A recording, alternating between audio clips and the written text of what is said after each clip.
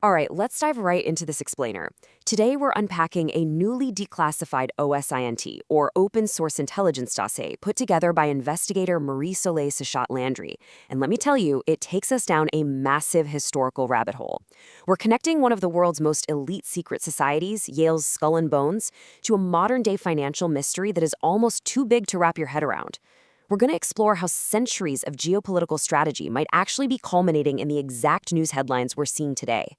The scale of what we're about to look at is genuinely staggering, and it all starts with a number that is just, well, it's almost incomprehensible. $21 trillion. Let that sink in for a second. To put that into perspective, 21 trillion is roughly equivalent to the entire gross domestic product of the United States for a full year. Researchers like Dr. Mark Skidmore and Catherine Austin Fitts have documented this exact amount in undocumented adjustments within the U.S. Departments of Defense and Housing and Urban Development.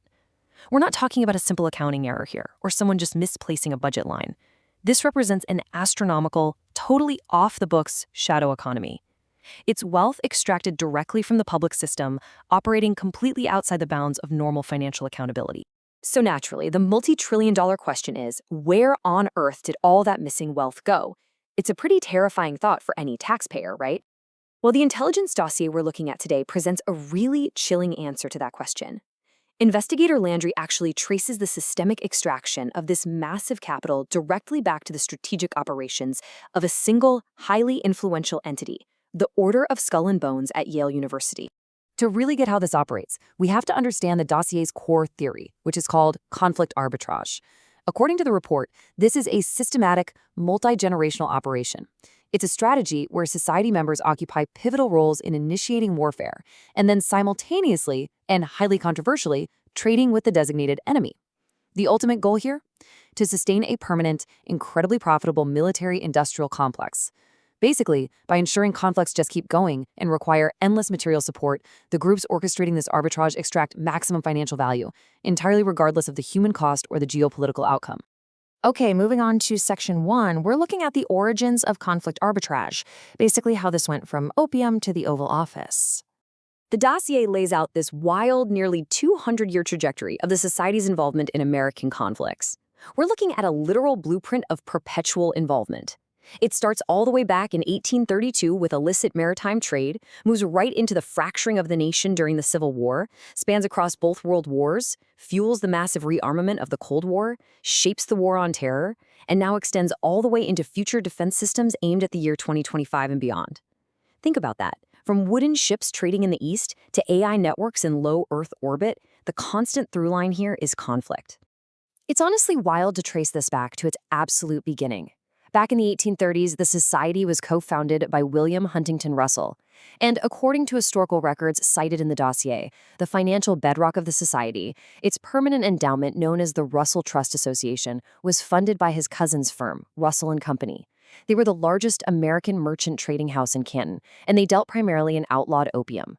The report suggests this was effectively a sophisticated 19th century laundering operation, essentially turning the blood money of an illegal international drug cartel into lasting cultural and political power within the Ivy League. So let's look at how they profited from global warfare, specifically by managing both sides of the battlefield. This brings us to a really mind-bending application of that foundational capital during the American Civil War.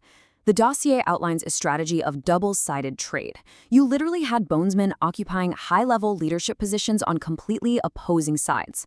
On one hand, you have Union generals like Ferry and Croxton fighting a brutal war, while Confederate leaders like General Taylor and Jefferson Davis's private secretary, Burton Harrison, share the exact same secret allegiance. So while average citizens were fighting and dying on the battlefield, the dossier argues that this upper echelon coordination ensured the society's influence remained perfectly intact no matter which side ultimately won. Fast forward to World War II, and the dossier brings up some heavily declassified files regarding Prescott Bush, who was a bonesman and director of the New York-based Union Banking Corporation. UBC acted as a clearinghouse for Fritz Thyssen, a German industrialist who actively helped finance the rise of the Nazi Party. And it's a matter of public record that in 1942, which is months after the attack on Pearl Harbor pulled America into the war, the U.S. government actually seized UBC under the Trading with the Enemy Act. They did this because the corporation continued to move assets that were facilitating the German war machine. And you can see this strategy of managing conflict evolve seamlessly across generations, just adapting to whatever era of warfare is happening at the time. In World War I, Samuel P. Bush coordinated massive weapons procurement. By the Cold War, Robert Lovett became the architect of unparalleled rearmament and the CIA pipeline. Today, in the era of the War on Terror, that influence shifts really smoothly into private equity, with Bones-affiliated networks like the Carlyle Group managing unbelievably lucrative military contracts. It reveals this systemic, unbroken pattern of war profiteering, orchestrated by what the report terms an imperial nexus. Which brings us to the black budget mechanism, and how exactly you go about hiding a $21 trillion extraction. So, how exactly is this immense capital extraction managed legally today? Well, the dossier points straight to FASAB's Statement 56, which is an accounting standard adopted in 2018. This essentially allows federal agencies to shift public funds into classified accounts and completely hide their expenditures, all in the name of national security. I mean, imagine trying to tell the IRS that you're keeping secret books for security reasons during an audit. You'd be in prison, right? Yet, for the highest levels of government, this acts as a permanent audit kill, effectively legalizing a shadow economy that sits entirely beyond the reach of normal congressional oversight. Next up, we're looking at the Golden Dome architecture and the push for orbital hegemony. So the dossier concludes that this extra-constitutional, unaccountable funding is actually being used to build what they call the Golden Dome. Officially, it's known as the Proliferated Warfighter Space Architecture, and it is an unfathomably massive space-based defense network. We're talking thousands of satellites, space-based interceptors, and AI-enabled command nodes just blanketing the skies. The ultimate goal is complete American orbital hegemony. And why does this matter? Because whoever controls the pathways of space controls material sovereignty over the entire globe below it. It is quite literally the ultimate high ground. And when you look at the massive financial scale required to build the Golden Dome, it really explains the absolute necessity for those unauditable funding mechanisms we just talked about. The cost divergence here is just insane. The White House officially estimates this architecture at $175 billion. But the Congressional Budget Office projects it at $1.2 trillion, and independent analysts say it could easily hit $3.6 trillion. You simply cannot fund a project with a multi-trillion-dollar discrepancy through normal, public, taxable channels. A project this astronomically expensive requires exactly the kind of black budget extraction we've been discussing. Finally, let's talk about the alien threat catalyst and funding this massive orbital panopticon. To really grasp the justification used for these insane orbital costs, the dossier highlights a pretty chilling quote from the Project for the New American Century, which is a geopolitical network with strong bones affiliations. While discussing the massive militarization of space, they noted, "The process of transformation is likely to be a long one, absent some catastrophic and catalyzing event like a new Pearl Harbor." The stated need is crystal clear here.